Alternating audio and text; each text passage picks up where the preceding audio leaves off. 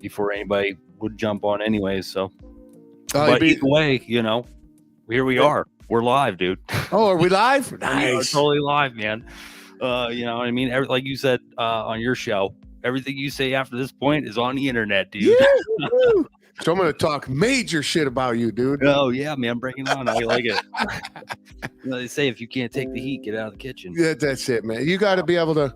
I bought a shirt, and I have it for the gym mostly, but I wore it out one night at a poker game.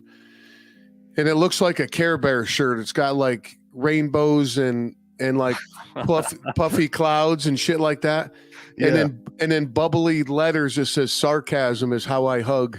I'm like, oh yeah, hell yeah, heck yeah, man. So I was listening to your show this morning. I appreciate that. Thanks, dude. Yeah, man. And about your poker game, dude. How did you know what I mean?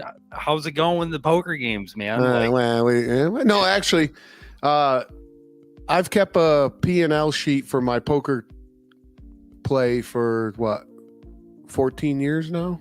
Okay, what's a P&L sheet? Profit and loss. Oh, okay. All right. Just like in business, you know, you got a P&L sheet. Okay. You know, for a long time there, I was in the red. I'm back in the black. I've been back in the black for quite a while. I won some tournament stuff, and then I got into a cash game because I got my ass kicked in a tournament. So I jumped in a cash game and fuck, dude, clean house. Oh, nice. I started feeling bad. I was like, dude, it's like taking Jesus. This is all right. I gotta go. Yeah, but yeah, no, it's good, dude. With the schedule now, with excuse me, work, and I try to get in the gym, and of course, the show takes up, as you know, a lot of time, and that's not a complaint. I love my show, and I love doing it, but. Heck yeah, man. I love what you got going on, man, over at the Walt's Kitchen Table podcast, dude. Thanks, dude. Yeah, man. I absolutely love it. And I was actually thinking about it earlier. I was like, man, it's so cool that I feel like we're kind of like an example of how podcasting can connect people. You know what I mean? Because I've never met you like in person, you know. We met through Matchmaker, I think it was, FM. Yeah. Are you having any luck with that? Dude, I've had a couple people reach out to me through there. I don't go on there and update my profile or check it as often as I should.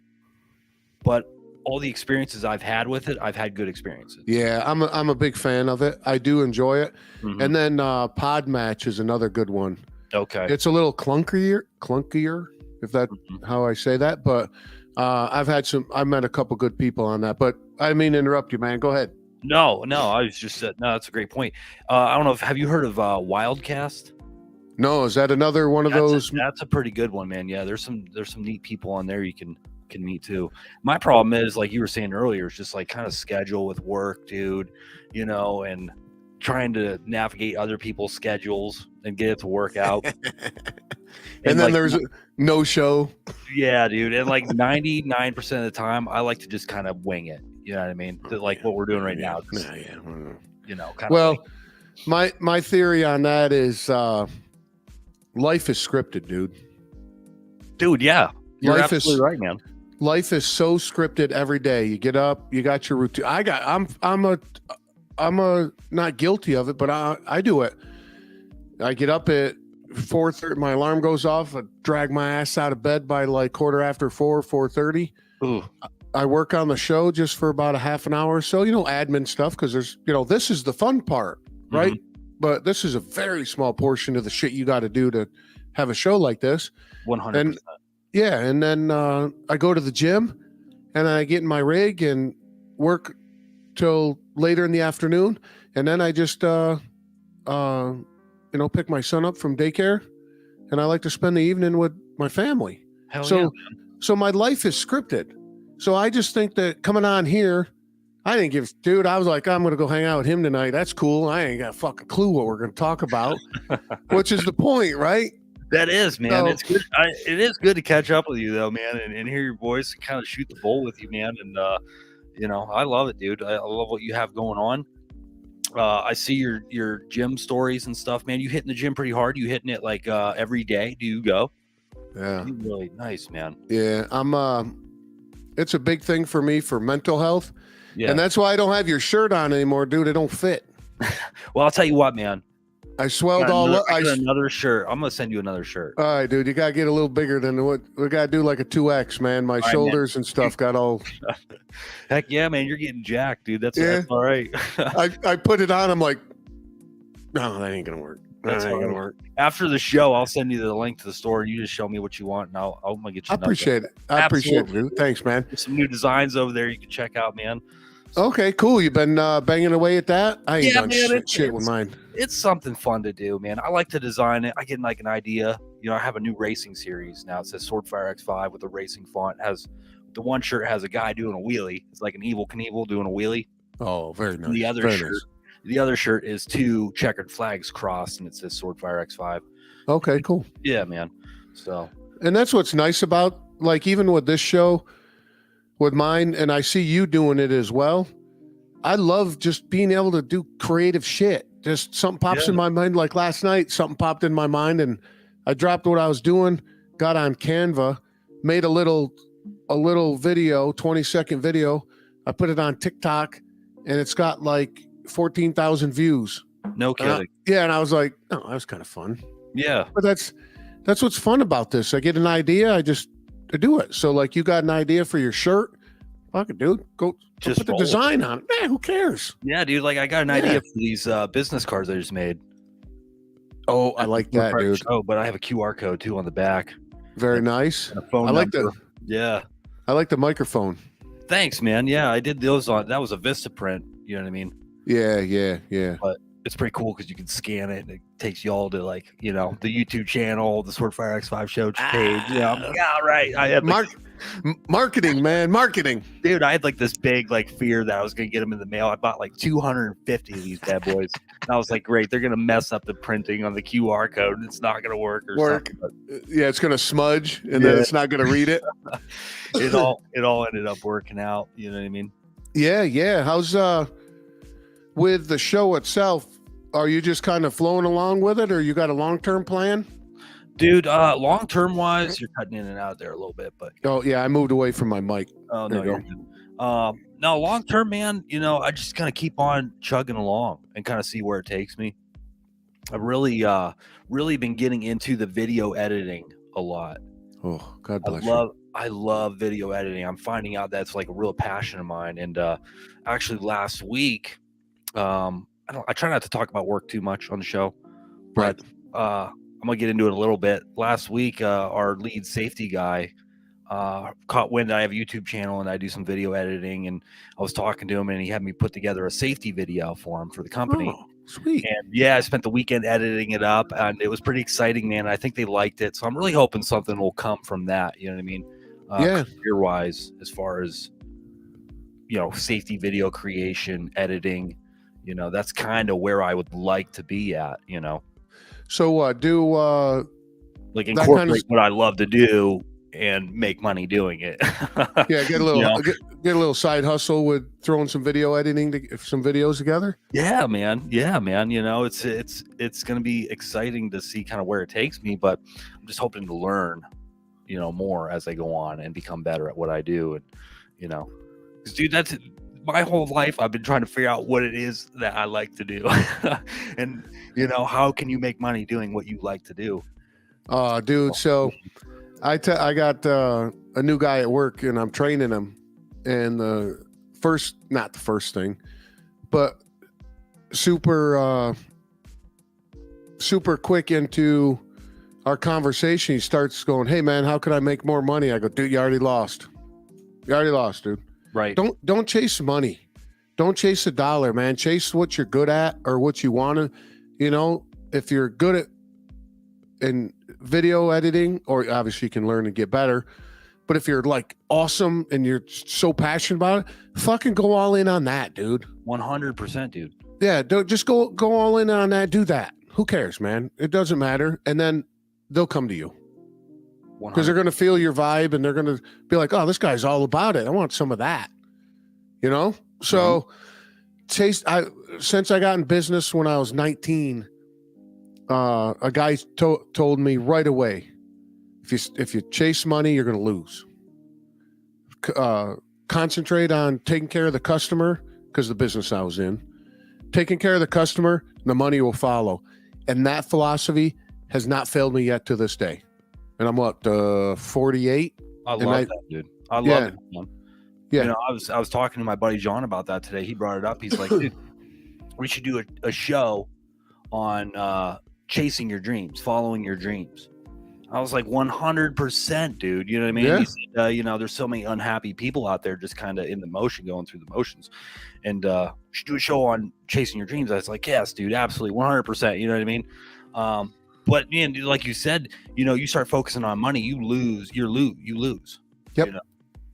Chase what you like to do, and the rest falls in place, man. Yeah, and I heard another thing that I heard a long time ago is the process. If you like the process, and it sounds like you really like the process of video editing, so you're good.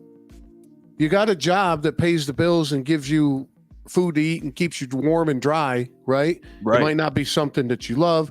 Me, I'm fortunate that I fucking just absolutely love my day job. Dude, that's awesome, man. So, and I make a good living. I love doing it.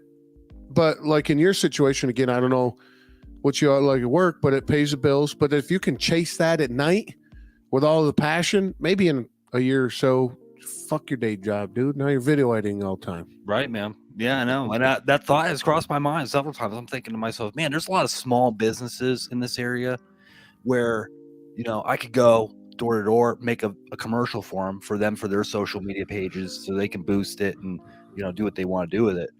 Charge a small fee, you know, on the side. You know, that's not crossed my mind, man. But hey, you know, don't go to the business. Well, go to the business, of course, right? Mm-hmm. Go to a marketing company.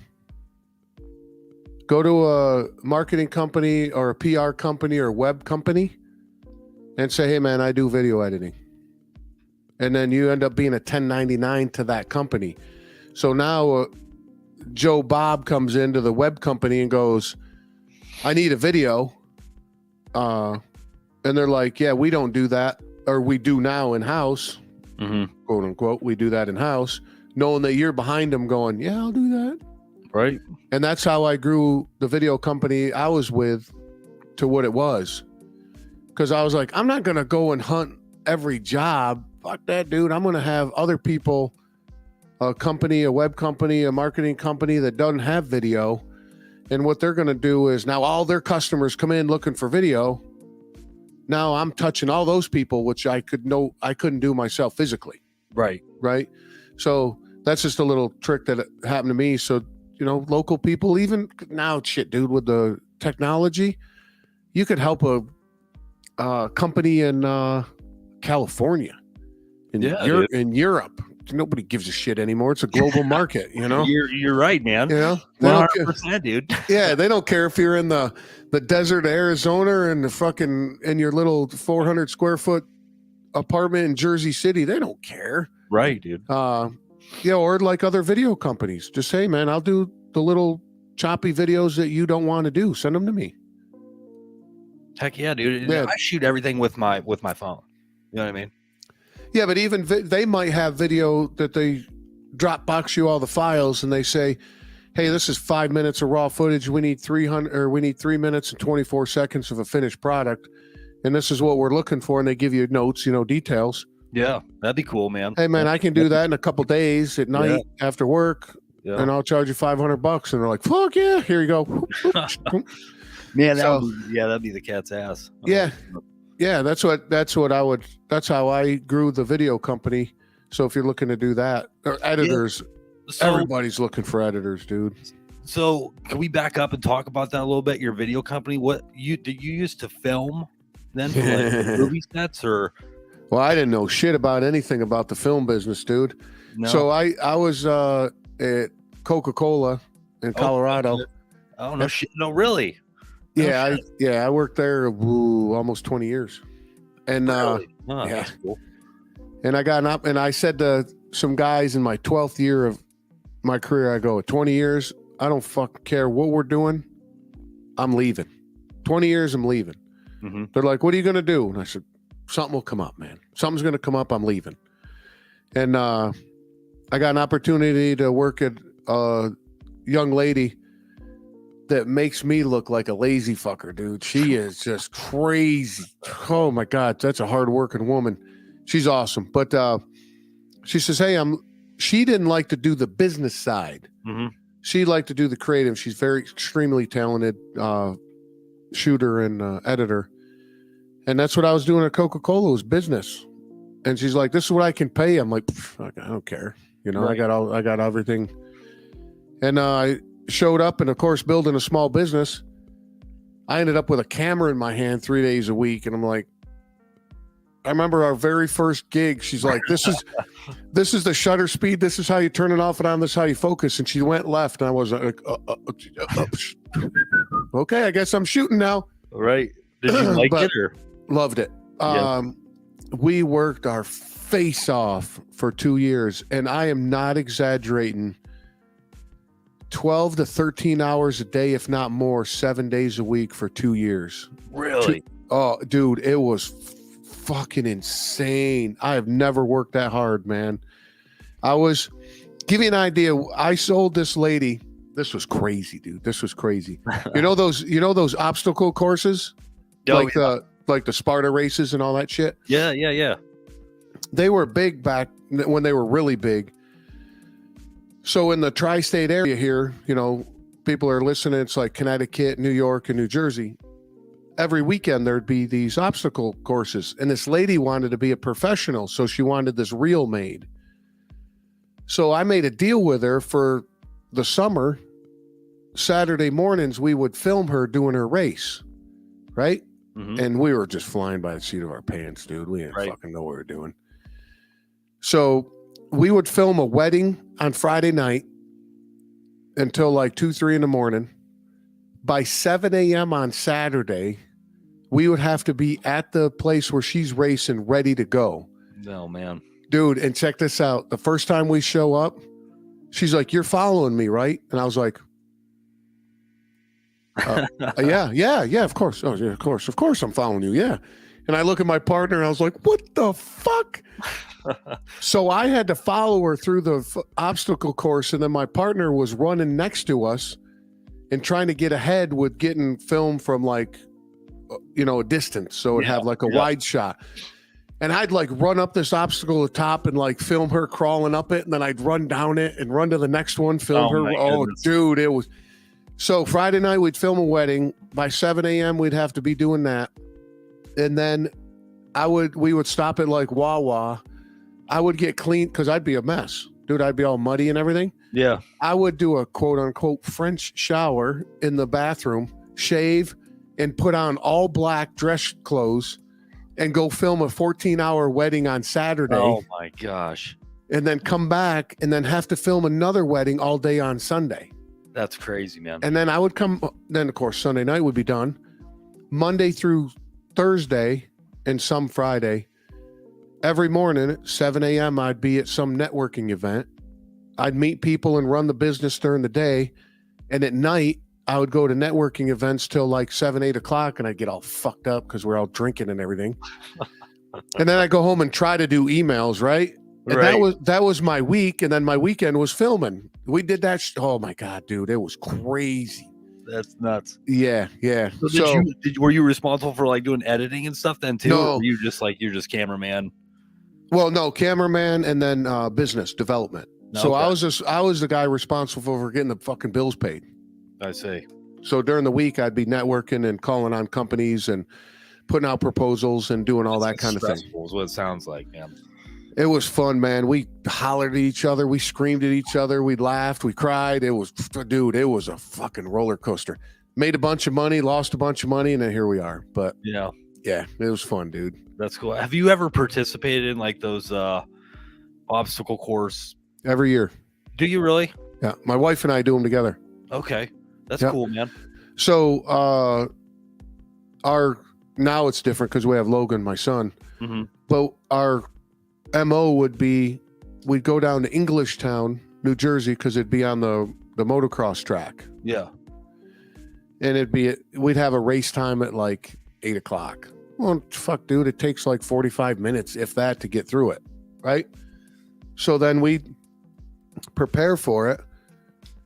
we would run that. Of course, you get destroyed. You know, you're covered in mud and you're wet and you're cold and all that. We'd get cleaned up in the back of my truck. We'd get dressed and then we'd go to Six Flags for the day. Oh, nice. That was our thing that we did every year. And we'd close Six Flags down. We'd ride roller coasters and shit all day after we ran the obstacle course. Yeah. That's cool. So now I'm gonna take my son to do the same thing. Nice, man. Hell yeah. We have one up here. It's called Beast on the Bay, and I was thinking about participating in it this year. I've never done any kind of course at all whatsoever before, but I was thinking about signing up for it. It's a 10-mile course on the beaches on Presque Isle. Okay. And it's like hardcore, dude. And I don't know about you, but I freaking suck at running, dude. Like it's 90% running in the sand. No, it's not. You know? No. I'm going to tell you a little trick. Like the ones we do are like 5-6 miles. Yeah. And you don't run much. And then because it's so packed, and then every obstacle is so backed up, that you might slowly jog or fast walk to the obstacle and you stand there until everybody gets over it and then you go over it. I don't think it's that crowded up here, man, because you don't think so? All right. No, the people I've talked to that do it every year, they say it's pretty intense. I mean, there's like different levels. There's like the serious level where like, you know, your hardcore athletes are going at it. So that's your level, right? That's when you're going to do. Not even close, man. Dude, I could probably run a mile in maybe 20 minutes if Dude, I'm not even joking, man.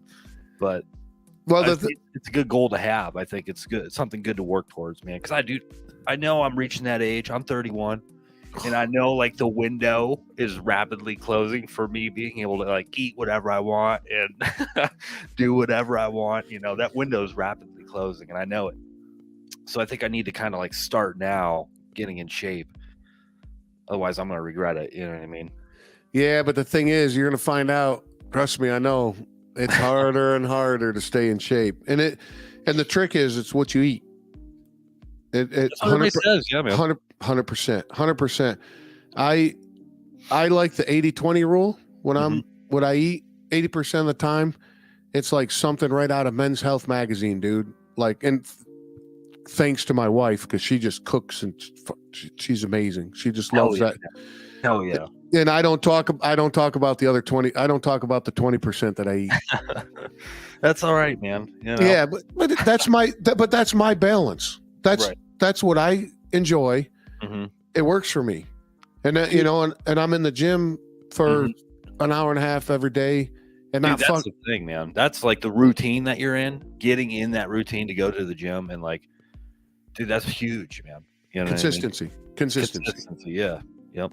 And that's with anything. Just consistently do it, and then it becomes routine. And you just keep going, man. Yeah, man. But the gym is mental health for me. It's up here. You know, all this. I don't give a fuck about that. Well, my wife likes it, but right. Nah, dude. I get after it. My buddy saw me at the gym. And I go, why didn't you say something? He goes, dude, you look like a bear on meth fucking going around the gym. And I'm like, all right, now I know why nobody talks to me. But I'm fine with that. I'm not there to socialize, dude. I'm in there to. Nobody goes to the gym to socialize and kind of, you know, they're there. Well, I don't know, man. The gym that I go to, it looks like video production. It looks like a fucking movie set, dude. Everybody's got tripods and cameras and filming themselves working out. And really? Oh yeah. That's so interesting, man. I haven't been to a gym in years, but man. Dude, I'm walking around tripods every day. And like you know me, I like scoot around because hey, you're filming. That's cool. You're doing your thing. I'm not to judge anybody's right, man. You know, thing. They're doing their thing. Cool, dude. Have at it, man. Maybe they're like a workout video or something. You know what I mean? Yeah, fuck? I don't know. It's none of my business. Right. Dude, that's. But I try to be a little courteous though. If they're doing something, you know, I try to go around them or you know not to interrupt them. Mm-hmm. But it's crazy. And then there's a Mr. Olympia that works out there. The guy that won the Mr. Olympia. Oh, no kidding. Dude, you see these guys like on TV and in magazines and like on YouTube, Mm-hmm. that don't do a shit bit of justice. That fucking guy standing there, he's shorter than me, but he looks like you're just like, holy, and he's like, it's an off season. I'm like, God damn. You gotta get that guy on the show, man. Yeah, I know. But the thing is, I've never been starstruck. I could give a shit. They're just people like me and you, man. 100%, man. Right? Yep. But I got to tell you, people were going up to him. He was working out, and people were going up to him and asking him and they're talking to him and asking for pictures and shit like that. Yeah. He was cool as hell, man. He'd take a picture, and then this one young kid, kind of like nerdy, strong, like string bean dude, he like put his hand on his shoulder and was talking to him, and the guy got all giddy, and I'm like, that's cool, man. That is cool, yeah. You know, and I walked by him, he looked, we met eyes, and he just gave me a nod, and I gave him a nod back, and I kept working out. Right. You know, hey man, you're here to work out, I'm here to work out. But, Heck yeah. you know, if I run into you walking out, or I'm coming out the door and you're coming in, I might grab your ear for a second, but no, man, you know, you're doing your business. So, but yeah, that's working out I'm a huge fan for more than just working out. I think it's a staple for everything I do in my life. 100%, man. I think, yeah, it's like if you can get in the routine of doing that, if you can have master your own body, you can control everything else. You know what I mean? Like, you know what I'm trying to say? Yeah, because there's days that like this morning, I didn't want to fucking go. Right. I did it. I had a pretty good workout. Not the greatest, but I was there doing it. Right. But when's the last time that, you know, take away work, right? Because you're almost obligated to go to work. Right. You got to pay your bills, right? Yeah, dude. But, you know, you got a project or you got something that you like to do, and you go, fucking, I ain't going to do it. But then you go and do it. How good does that feel? Once you get it done, yeah. Oh, it's amazing. Oh, It's a great feeling. Yeah. You feel like you're in control, and it's amazing. So. Heck yeah, man. I'm going to try to, I'm going to start working out more. Oh, I'm going to hold you to it, man. You got to stop saying I'm going to try. I mean, do not. There is no trying. Yeah, it's Yoda, right? When is this beast thing? It is in September. So sign-ups are the end of May. You know what I mean? All right, dude. My girlfriend and I, we're going to sign up for a couple smaller like runs, benefit runs. The Beast on the Bay thing, it's for the Barber Center in town, which helps the mentally disabled. It's a center that helps the mentally disabled. So, that's cool. So, yeah, it's like a benefit for that. But it's huge, man. I mean, it's massive, you know. Was it on a Saturday or a Sunday? I think it's on a Saturday. I'm pretty sure. All right, dude. Get after it, dude. I'll go do it with you. Yeah, dude. Come on up, man.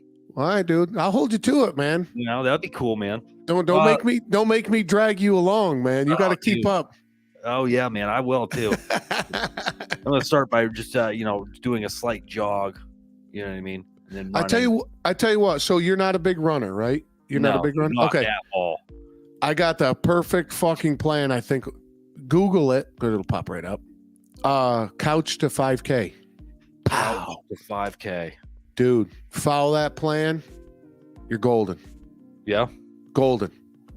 My wife is a experienced and amazing triathlete. Of course, when she got pregnant, not doing it. Logan's over 13 months now, so almost 2 years she's not been doing anything. She's starting with that plan to get back into running. That gives you an idea the power of that plan. Heck if you just Google couch to 5K, boop, it'll be the first thing that pops up, and it'll say on this day do a X amount walk, on this day do an X amount run, on this day do an X amount slow run, that kind of thing. It gives you a plan. Is it like an app or something that you can like download? Okay. Yep. I'm gonna do that, man. I'm gonna check that out. Do you do any jogging yourself, or you just kind of hit the weights? You more the old joke, man. You do cardio. I lift. Do you do any cardio? I lift faster. No, no, I do. I walk a mile. Over the winter, I walked a mile on the treadmill every day. Mm-hmm. That's good. But now it's just shy of 3 miles.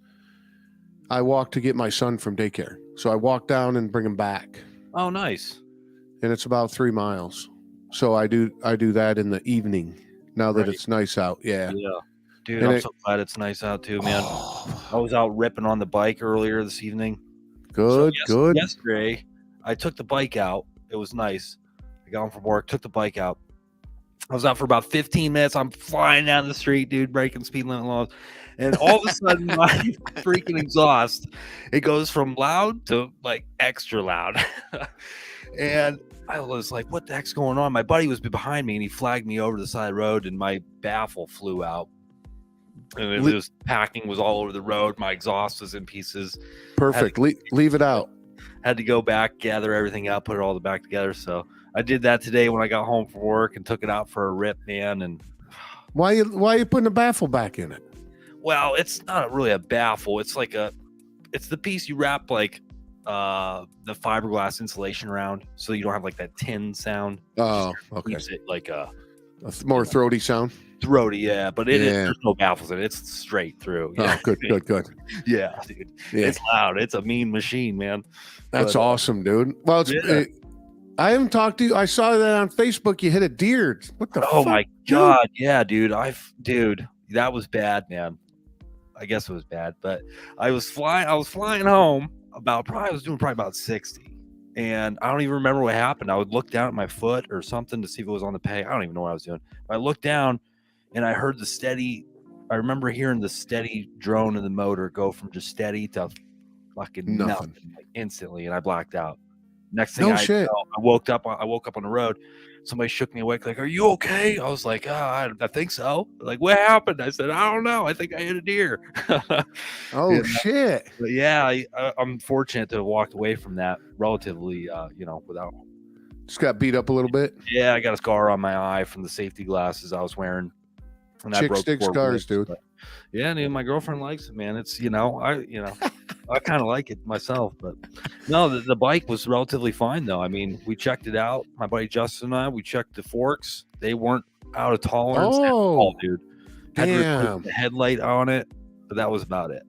The headlight housing got messed up. That was it. Congratulations on that. Your forks are usually the first thing to get banged up. Dude, I hit them dead nuts too, man. Little tiny yearling buck.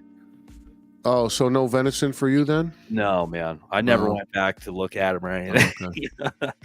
But, the time of the year, it was that time of the year. It was November 1st. Oh.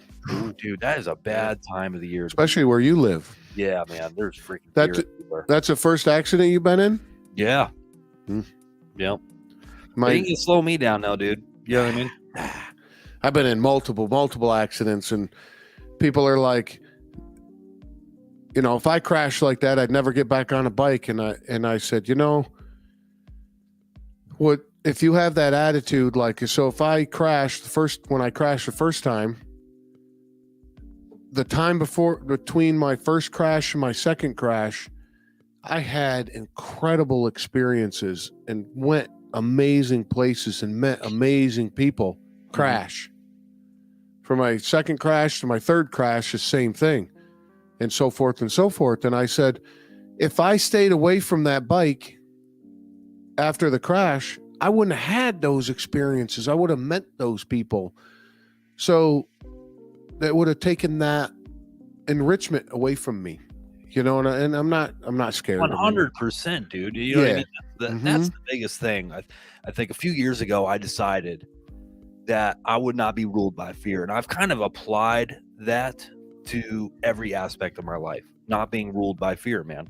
And there's so much fear out there with everything. I mean, literally everything. People, will push fear on you. Things push fear on you. And like, dude, you're not living life if you're letting fear rule you.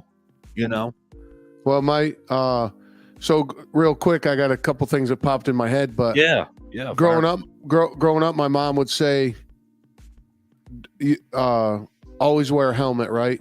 And in Colorado, there was no helmet law, so I always wore a little tiny cap and no helmet, and because that was cool, right? So it was more like looking fucking cool. But and she said, as soon as you think you have control of that motorcycle, get off it because it'll kill you.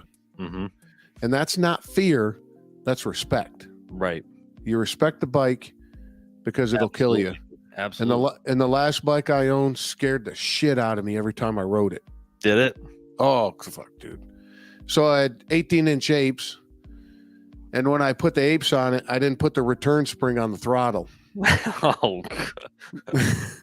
So, and then it was a 1900 stock V twin, and I punched it out to a 2300 cc V twin. No, are you serious, dude? Yeah, and the pipes didn't go past the front pipe, because I had two pipes, right? The front pipe and the back pipe. Yeah. Neither pipe, well, both pipes just went past my ankle on the pegs. Oh God, that thing was so fucking loud, dude. I bet, man. It an idle at a light, I would set off car alarms next to me. Yeah, and it had had a 210 back tire. Yeah, so it was just big fucking monster of a bike. And when I was building it, and my original thought, and I would have kept going until I got the opportunity to move to Jersey, but I was going to make it a rat bike. Mm-hmm. So everything was going to be flat paint, and it just looked like total garbage. I was going to purposely make it look just like a pile of shit, dude. But it would run like a raped ape, right? Yeah. So my buddies and I were wrenching on it one night, because what I did was I took the front pegs and I moved them forward. So instead of putting highway pegs on, I unbolted them and I welded them further up, and then I extended everything. I see. So it's just like a more relaxed. So it was just forward. Yep. So my legs were basically sticking straight out, and then I had 18-inch apes, so my arms were way up. So dude, I was like, it was amazing, dude. It was amazing. Was it comfortable riding it like that? Beyond. I'll never own a motorcycle again without apes on it. Really? Doesn't like the blood drain from your hands, and you get your hands fall asleep? No, because just the way I'm built, if when I had the stock handlebars on it, yeah, I was hunched over riding it, and my back would start hurting. And one guy goes, "Try ape hangers." I was like, "All right." And then I got to fucking go extreme with everything. It's like, I just can't have this. I got to have this, right? So yeah, that was suicide shifter or something. Well, so my next thing was I was going to make it like a burnt flat orange paint. The tank and the fenders. Mm-hmm. And I think I was going to take the front fender right off it. But and then I was going to put a suicide shift on it for sure. And then that would be crazy, man. Yeah, and the seat was going to be one of those metal tractor seats. Oh, okay. Yeah, I was going to put that on. Kind of like a bobber look, Yep. That's exactly what I was going to do, but with a fucking 210 back tire on it. Right. Oh, yeah. That thing was... But I was telling my buddy, I remember we were completely fucking barbecued, welding on that thing. Whew. Anyway, he's like, "What are you building it like this for?" And I was like, "Well, I want a bike that scares kids, makes women wet, and makes guys go, 'What the fuck?'" So hell yeah, that's what I was working on. But hell anyway, that was a fun bike, man. People are always like, there's two types of people. They're like, "Wow, shit," or like, "What the fuck?" That was the two responses I got. That's what you got to have. You got to have a head turner, man. You know what I mean? And I'm pretty excited because we just got parts ordered from my Cafe Racer. The Cafe Racer is going to be back on the road, man. Whoop, whoop. And, it's going to have a 350 Warrior engine in it. It's going to be totally custom, dude. It's going to be bad. That's awesome, dude. Oh, man. Congratulations. Yeah, we just got the parts all ordered up for it. So it's going to be like a summer project, but going full total custom on it, Yep. Originally, it's a 1981 GS 450. Mm-hmm. Still has the original 450 motor on it.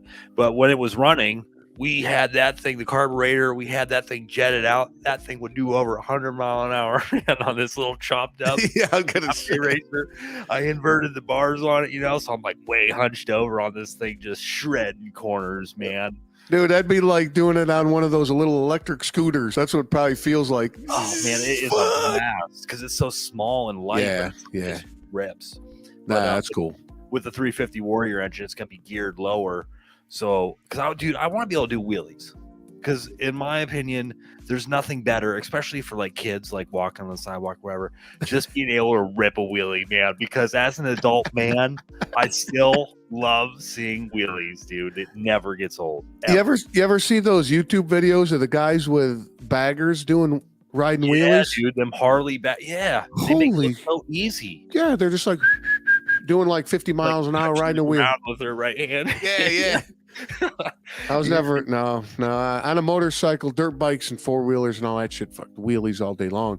Mm-hmm. But on a lot of people can't stand that. Like I get the videos on my Facebook feed all day long. You know, the crotch rockets doing wheelies, and you know, I love that stuff, man. I love the videos, and it gets a lot of people fired up. But I see skill when I see a dude with a chick on the tank and they're riding a wheelie down the interstate, man. Yep.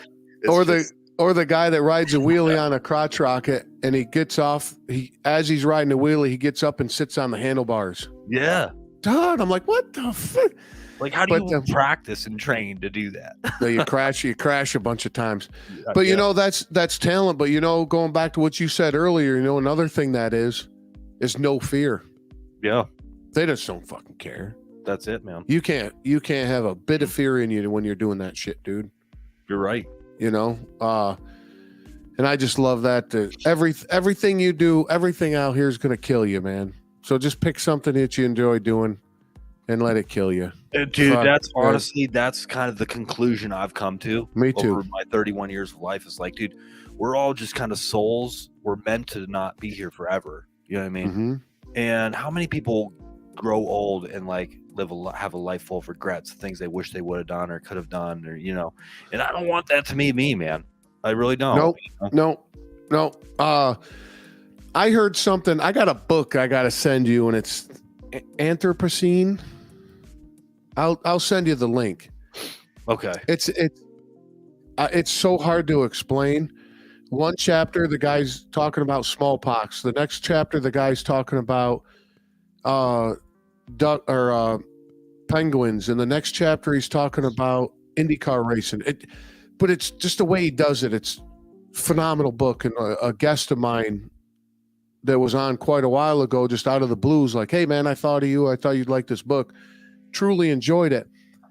But you're talking about us as souls being here a short period of time, right? Yeah. He goes, I heard this, how the universe or the age of the earth. Okay. Yeah. He goes, we're gonna put it in the calendar year so you can comprehend it. Right. So January 1, the earth was created. Right. Right. Humans came along on December 31st, about 11:45 p.m.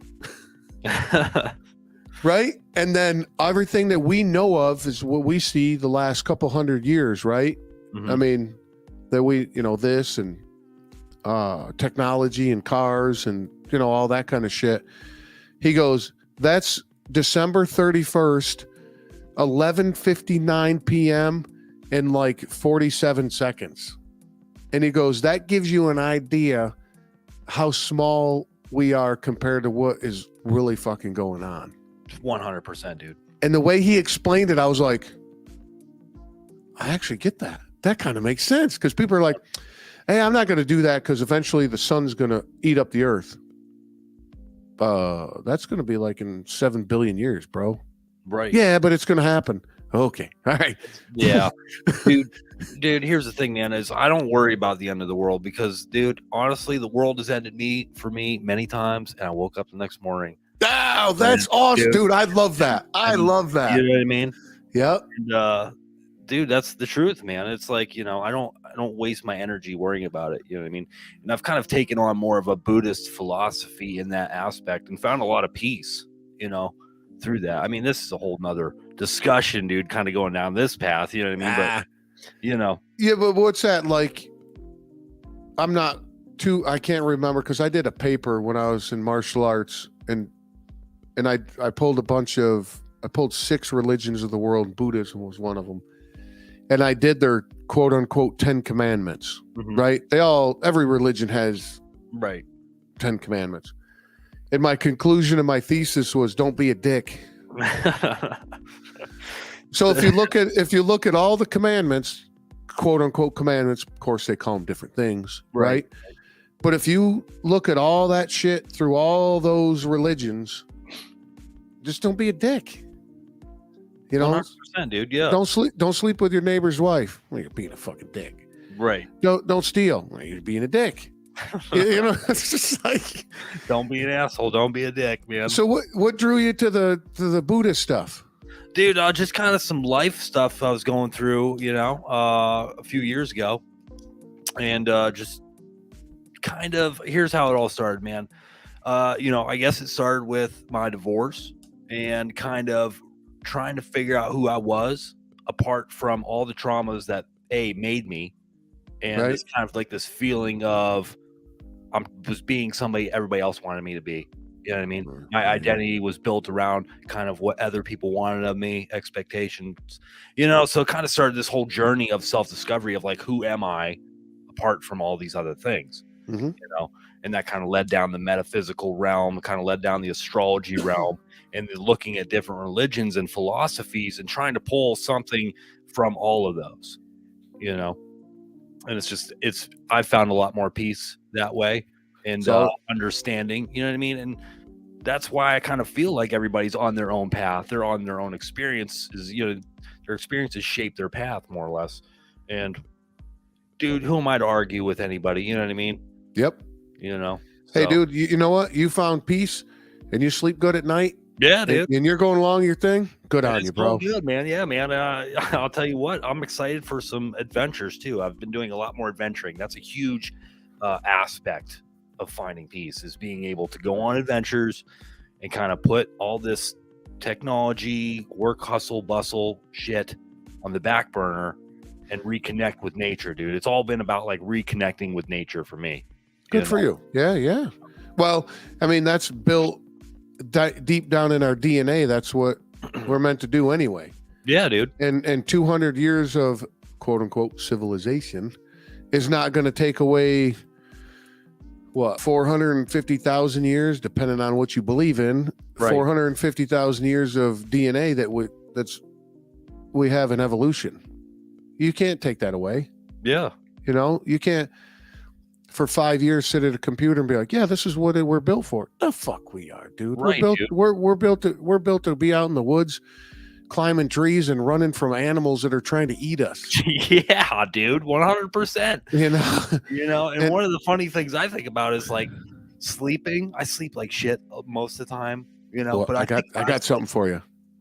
What? Go shoot it. What's up? No, it's I use it all the time. The CBD oil, the tincture. Oh yeah, Live Reese, dude. Right? Dude, I'm fucking telling you, bro.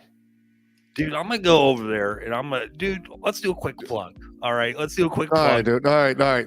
So the reason I've been using it long before I started the podcast, and they weren't doing tinctures at the time. They had this thing called Reishi Rub. And as we've been talking, I demand a ton out of my body. And as we said before, I'm not getting any younger. My joints and shit are going, yo, buddy, yo, hey, man, whoa, you know? So I get joint pain and discomfort. Rub that shit on, dude. And I've been using it forever. It's you probably know Tiger Balm. You ever use Tiger Balm? I don't think so. It's an old Chinese or Japanese, I think it's Chinese medicine, or yeah, it's really potent. You smell it. But back in my martial arts days, I got introduced to it, and then I used it through my hockey time too. But this the rub is like that on steroids, man. It's amazing. And then he's like, hey man, I got this tincture, CBD tincture, and there's no TCH in it. So like, because I drive for a living, so I can't blow hot, dude, and I'll be done. Right. So I feel safe using it, and it's just a liquid. It's got oil, and you put it under your tongue. Oh, dude, you want to talk about lights out? Man. It's amazing. Then you wake up like refreshed. You don't wake up all drowsy or anything, but it like just It's so, dude, I can't say enough good about it. I love it. I use it all the time. Heck And yeah. I don't use it like every night because I sleep pretty good. But then 1 or 2 nights in a row, I won't sleep well. I'm like, oh man, I got to hook this up. Put a couple droppers under the tongue. Gone. I'm gonna have to go over there and get a bottle. You got of that, 1,000 milligram. Try that. all right, I'll do that. I'll Cost tell you you- what else has helped me kind of get sleep good too is turning off my phone. Been putting my phone on airplane mode. All these cell phone signals bouncing and shit off. Yeah, of them. yeah. I hear It's people a say, big difference, dude. Big difference. does man. it? Yeah, Yeah. 100%, dude. I use it for an alarm clock, so I have to have it in my room because. Yeah, I do the same, but I just turn on like airplane mode, and that way my alarm still goes off. But Oh, does it? I didn't know. I didn't. Why didn't I know that? Yeah. Huh, cool. Yeah. I'll try that, dude. yeah, try it, man. Put it on airplane mode, and I mean, your alarm will stay on, but it won't be searching for that signal. That signal won't be right next to your head. Mine's on Right. a nightstand, Yeah, next to my- same. Yeah, same. My wife's a big fan of that. She don't put her cell phone in her room either. But yeah, I'll put it on airplane mode. That's cool. Because there ain't no hell and way I'm waking up by myself at 4 o'clock in the Dude, morning. I Hell get up no. at 4:45, man. And it does. I would like to say it gets easier and you get used to it, but you don't. No. You just don't, dude. And I was working on podcast stuff, putting out the episode last night, Yeah. and I didn't get to bed till like 11 or 11:30. And I'm like, oh man, all right, I won't go to the gym in the morning because I need some sleep, Mm-hmm. And the way I work is I don't schedule my gym time. I don't say, okay, Monday, Thursday, Wednesday, Sunday, I'm going to the gym. I don't do that. When I get up, I go to the gym, and I have no idea what I'm going to work out until I get to the gym. Like, I don't say Monday is this, Tuesday is this, Wednesday is this. You just go in there and like I feel like doing, Yep, and presses or whatever. Yep, and there's been multiple days in a row that I'll do the same thing. Like, I'll do some legs, and the next day I walk in and I'll be like, I feel like doing legs again. And I Right. do legs again. What the hell difference does it make? As long as you're there, you're kind of, Yep. doing the routine. But what I found out though is it doesn't put any stress on me. So like last night, I'm like, I'm just not going to go. Well, I popped awake at 3:45. I beat my alarm and I was wide awake. I'm like, guess I'm going to the gym. So, but my philosophy is life will give you days off at the gym. Your wife calls you, or got to take my son somewhere. Life's going to give you time away from the gym. Right. So just go whenever you can. If you can go, go. See, I have like a mini gym set up in my basement. There's no gyms really close by. I've tried going to a gym before. It's like I don't want to drive a half hour out of my way to go, to the gym. So I got some gym equipment now in the basement, and I don't visit too much, but I should. Dude, I tell you what got me because I went through a time there after my divorce. Mm-hmm. I went on a bender, dude. Drugs, drinking, spending money. It was crazy. Yeah, that happens. Yeah. So it was a lot of fun, though. Tell you that. Those are stories for another time. But what got me back into, because I've always been a gym rat.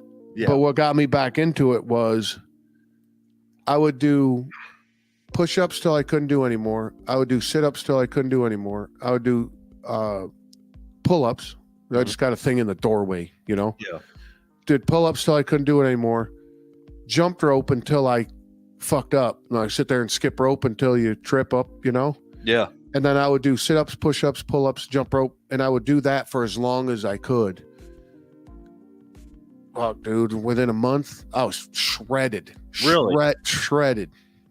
And just watching what you eat. And of course, yeah. Well, Yeah. that's kind of a given to me. But yeah, because a quart of Ben and Jerry's once a week, that tends to. Yeah. Yeah. So at what point does it become like this sucks to, I'm starting to kind of enjoy like the burn, the feel, of working out. Like how long does that take? Is that you start to enjoy it? yeah. You know what I mean? Oh, Where it's wow. like I start to, you start to crave. I feel like you kind of would start to crave. Oh, absolutely. I crave it. I that's my goal every time I go to the gym is to go to complete burnout. And it's a little wrong up here to do that. So I don't recommend it. But When you start, for me personally, when I started seeing real results, Okay. you know, like when you start seeing, when you have a t-shirt on that's used to be baggy and it's tight on your shoulders and your bicep, and you're not even working out, and you can see the vein in it. Mhm. You're like, I need to do that more. Right. But Right. it can get, you know, there's people go down that road and it gets an deception. You can get obsessed with anything. Yeah. Right. Right. But for me, it's how well I sleep, and then like how well that I could get around during the day and not get tired. Right. That's what drove me originally. Now I just going back to honestly, dude, because this has been rolling around in my brain and I've been thinking about it. And there's a saying that I absolutely love, and it says, every man craves a battle to fight, an adventure to go on, and a woman to save. Yep. I love it, dude. That's true, man. I saw you post that the other day. I love it. And that picture is my wife at a campsite we were at. She's sitting by the fire, and I went to the car to get something. I looked and I took that picture. But going back to the DNA thing, of course, you can destroy me if you want. I'll talk to you about it all day long. But we as men, we're built in our DNA, in our deep down, what we're made for is to go out and fucking hunt things and kill the enemy. Oh, yes, dude. And drink from their skull. Right. Like kill the enemy, clean their skull out, and that's what I'm drinking my fucking beer from. Right? But that's what we're in our, but I just totally believe that. And an adventure is, pick what you want for modern day adventure, but 2,000 years ago was like, what's over that mountain? I want to see what's over there, because could that benefit me and my family? Right. So now this adventure is going to take me over there, and there might be quote unquote gold on the other side of the mountain, right? Whatever it may be. And then saving a woman. I'm not talking about saving a woman from drowning or saving a woman from an abusive relationship. No, I believe that women want the same damn thing. They want a partner for life. Right? They want somebody that's going to stand next to them, not point a finger at them like, you do this, woman. Right. Fuck that, dude. I don't believe in that. But because you know who really rules the world, dude? Women. Dude, that's the truth. Fucking A right. And I'm okay with that. But going back to the battle thing, that's my battleground, is the gym. That's awesome, man. So you have that. Dude, you're an inspiration to me, Walt. Oh, I appreciate that, dude. Thanks, man. I told you that before. Thanks, dude. You're an inspiration to me, man. Yeah, I appreciate that. But when like that Sparta thing, or that scene of like Troy where all the armies go and they crash into each other. Mm-hmm. The gym is on one side, I'm on the other, and I crash with it every day. And a joke that I say is I do my best to break something every day at the gym. I do my best to break that equipment. Right. And like a week ago, 2 weeks ago, the small medicine balls, the hard ones. Oh yeah. Yeah. I split that fucker. Nuh-uh. Yeah. I banging away on it, split. And I was like, so then I'm like, no wonder nobody talks to me at the gym. They're like, you ever see yourself? You're not very approachable. So, but that's like my battle. And it's like, when I walk out of the gym, I'm like, so I choose to do that. I choose to put myself in such an uncomfortable situation at the gym in the morning. During the day, what? You're going to put me in an uncomfortable situation? Fuck you, dude. Right. You ain't going to give me nothing that I ain't used to put myself through. Hell yeah. Right? So that's my philosophy with it, and then the burn is just, I don't know. It's a good feeling, dude. I can't explain it. And the people they'll hear this and do it. It's hard to explain, man. You get that burn and you're just like, oh, give me some more. Yeah. 100%. Yeah. They call it the pump. You get the pump on. Heck yeah. There was that one movie with Mark Wahlberg. I can't remember. It had Dwayne Johnson, Mark Wahlberg. Oh, yeah. You know what I'm talking about? He's like, I just got to get a pump. Just gotta fucking. And and then back in the day, when it was vanity that I was doing it for, of course, right? Right. Before you went out that night, you hit the gym for an hour and put a pump on the show muscles. So then when you put your shirt on to go out that night, it's a little tight. But that shit, dude, I don't give a dude. You don't give a shit about that. The older you get, you don't give a shit about it. Yeah, I don't give a shit about anything.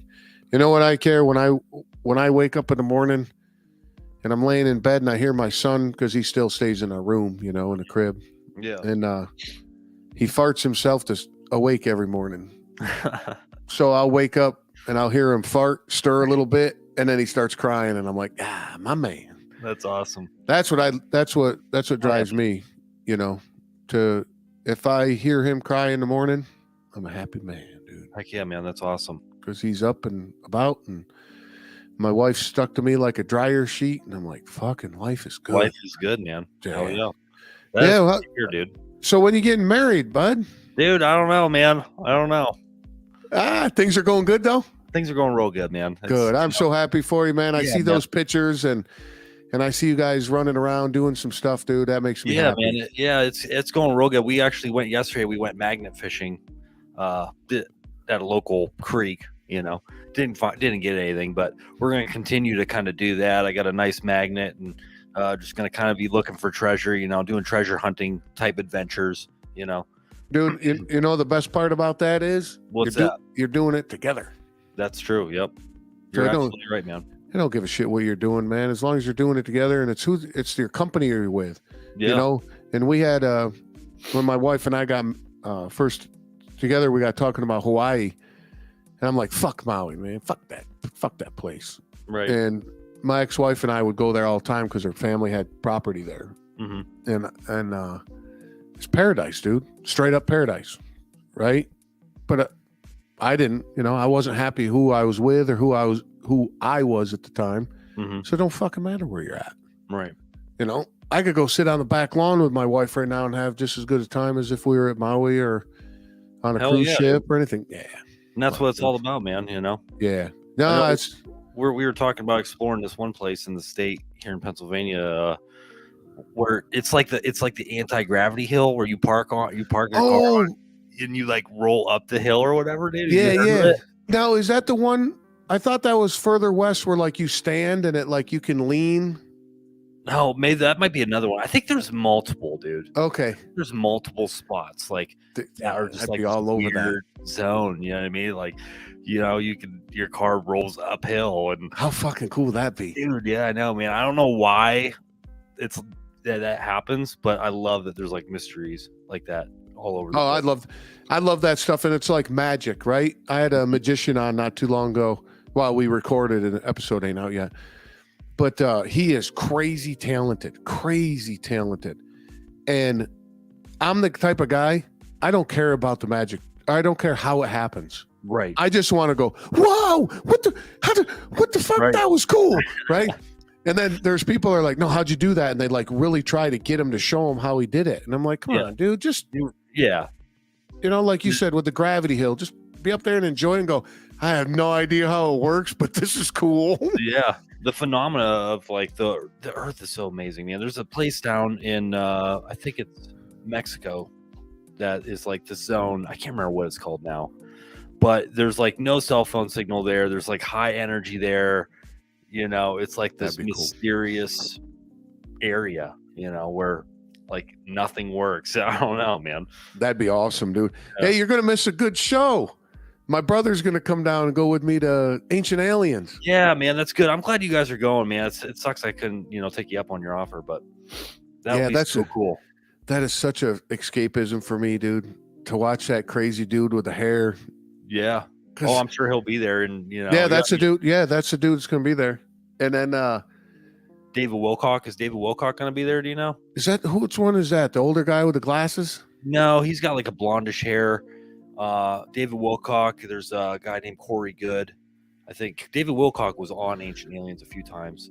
Who's the crazy dude with the crazy hair? I don't know that guy's name off the top of my head. Yeah, but according to I don't know for sure, but according to the poster and everything like that they have to advertise it. He's on it, so I assume that he's going to be there. That's cool. But I know you know this, but you're watching it and you're like, man, he can't explain how that happened. Maybe it is aliens. How else would that happen? It's crazy, dude. It's crazy. It's just so fun. I like it, man. It is, man. I really do believe that we don't know our history past like 200 years. I think that anything past 200 years has been totally altered and messed with. Like, I just don't, you know what I mean? I don't trust anything anymore, man. And maybe that's a direct result of, all the events that have happened my entire life. And then like seeing people lie about it on news and like, lie after lie after lie, that it's just got me to this point where I don't believe anything. Nah. I mean, growing up, my parents instilled in us that you believe half of what you see and nothing of what you hear. Mm-hmm. That was our like philosophy growing up. It's funny how everything I was told growing up not to do is exactly what we do right now. Like, don't believe everything you read on the internet. I kind of do believe everything on the internet. Don't talk to strangers. That's all I do is talk to strangers on the internet. You know what I mean?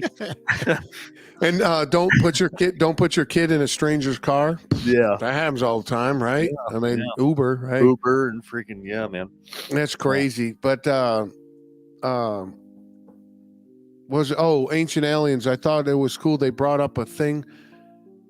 Yeah, I think it was Ancient Aliens. But they brought up a thing that there was a civilization that was way more advanced than we are, and that disappeared.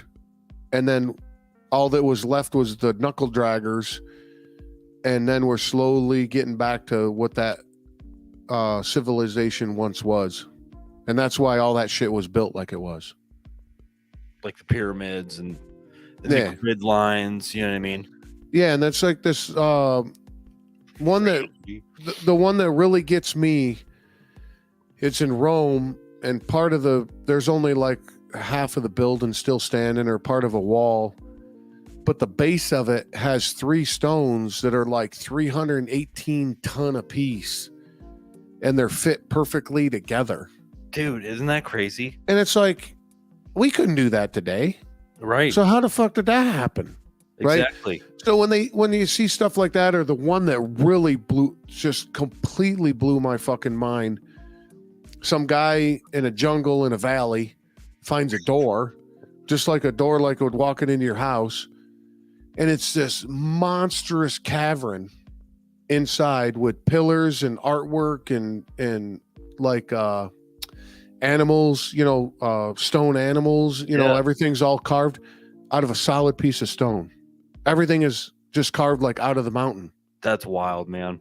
I don't think I've seen that one. Right. And then there's a hole above the front door, and on one day for like 30 seconds, the sun shines through that hole and it beams right on this part in there, like this little temple thing. And I'm like, dude, just like Raiders of the Lost Ark. See? Dude. But it even gets better.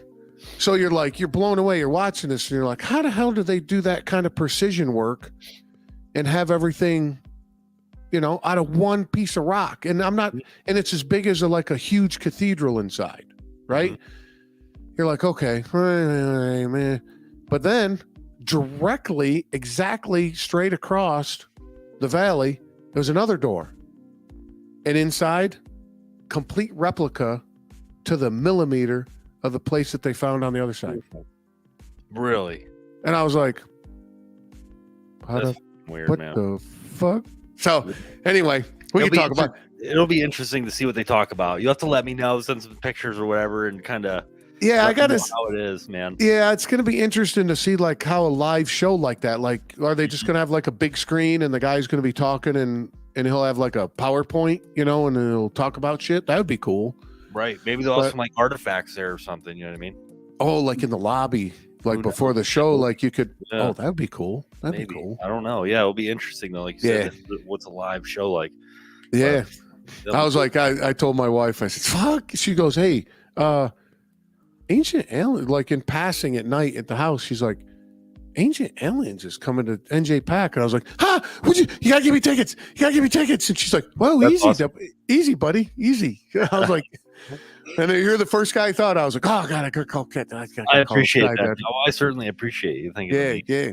Now give me But the man, I'm happy for you, dude. You got to chase your woman around. Got your man, motorcycles. it's going real good, man. You know, life is going good, man. So no you know, complaints. I say you're exactly where you want to be. Let Right. that one sink in, dude. Yep. Some people are like, no, I want to be on a beach. No, you don't, because you'd Right. be there if you wanted to. That's But- true, man. Yeah. Yeah, I go Just stay fucking grounded in the present, dude. I'm all about staying grounded in the present. You know what I mean? 100%, 100%. Yeah, ain't gonna do nothing good. Ain't gonna do nothing good for our conversation if I'm sitting here thinking about what I gotta do tomorrow. That's right, man. 100%. Hey, dude, look at this new shirt, bud. Yeah. You see, oh, dude, I like that. That's tight. That's nice, man. It's It's sharp. a Dickies work shirt, and then I had it embroidered. Heck yeah, I love it, dude. Yeah, I was a big fan. I was like, you know what? Riding motorcycle forever. I'd always wear a work shirt like this. Oh, really? Yeah, that was my thing. A work shirt, jeans, and work boots, dude. That was it. And I wear a I was leather like- jacket now, man, because skidding down. Yeah, dude, after that last tumble, you know what I mean? It's like, man, if I wouldn't been wearing that, I've been screwed.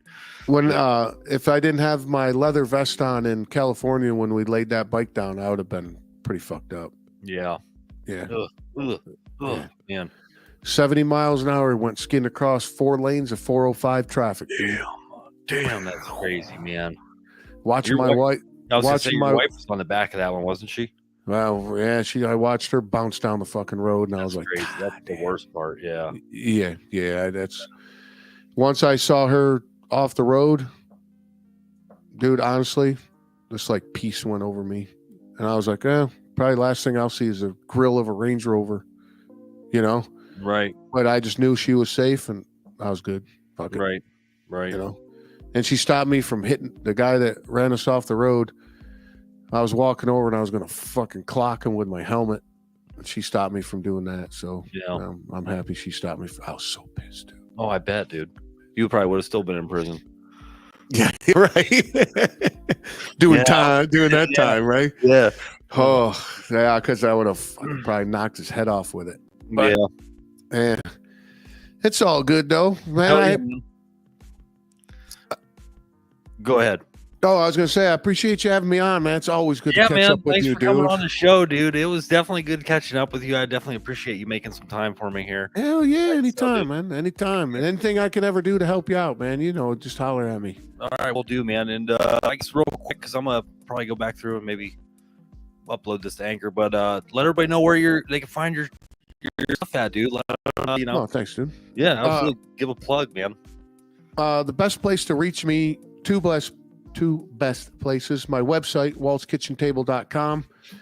And the little plug I've been doing lately is you want a little sunshine in your inbox once a month to sign up for my newsletter. It's super lighthearted and just a bunch of jokes and shit. So, and it tells you what's going on with the show. And at the website, you can find out everything you need to know about it. And and you have, I gotta say this, you have one of the baddest ass websites I've ever seen. Thanks, dude. I'm Yeah, serious, man. I freaking love your website. I got it in the background right now. I love that's it. a video. I remember that video, man. Oh, man, I love the way your website is set up. I really do. Thanks, dude. And what I've been doing now, and I added a page, a podcast I've been on. So you can, right in the menu bar, you can see that. But everything you need to know about the show is there.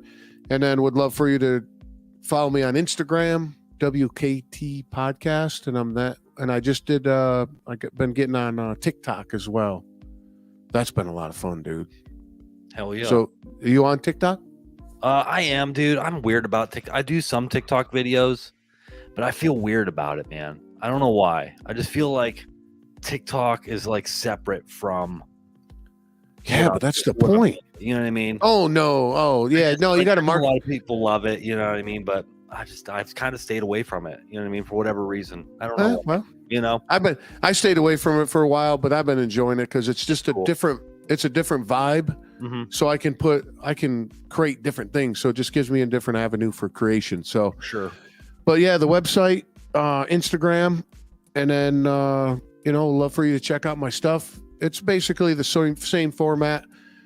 I grew up in a big family, and my mom would hold court at the kitchen table, man. So if you come over to the house, everybody be crammed around the kitchen table, and every other room in the house would be empty. And that's why I learned stories and life lessons and laughed and cried and everything around the kitchen table. So that's why I call it that. So come sit, I say, come sit at my table and, let's have a conversation. And it's organic. And going back to what we said earlier, your whole life's scripted, man. So let's sit down for an hour and do something unscripted. Get out of your comfort zone. Yeah, get out of your comfort zone a little bit. Dude, that's what it's all about, man. Reconnection, you know what I mean, with people, I think. Yeah, and it's okay if it's okay if we sit here and have a quick moment of uncomfortable silence. Yeah. Well, it's not uncomfortable for me, but it's not uncomfortable for me either. Yeah. People are like, all right, now what do we talk about? Well, Right. no, cool. We can sit here. I don't mind. It's like my best friend, man. We ride motorcycles forever. We went all over the country, motorcycles together. And we could sit at the bar for hours and not say a fucking word to each other. Right. And have the best conversations ever without saying a word. You just sit there enjoying your shit. So, but yeah, that's I appreciate it, man. Dan, thanks for the plug. Time for the plug. Absolutely, man. Absolutely. And keep on keeping on, dude. You are an inspiration to me, dude. And I look forward to seeing, what you continue to do on the show. So, all right. Thanks, dude. Yeah, I appreciate that. All right, dude. Well, enjoy the rest of your night. Enjoy your week, and enjoy your Easter holiday too. Oh shit, that's coming up, huh? It is, man. In my job, holidays don't matter, dude. I work all the time. So. Oh man, that sucks. Yeah. Like I said, I love my job. So. Yeah. I get this. Doesn't suck. Then, All right, buddy. All right, man. Yeah. I'll talk with you. Yep. We'll see you later. Bye, bud.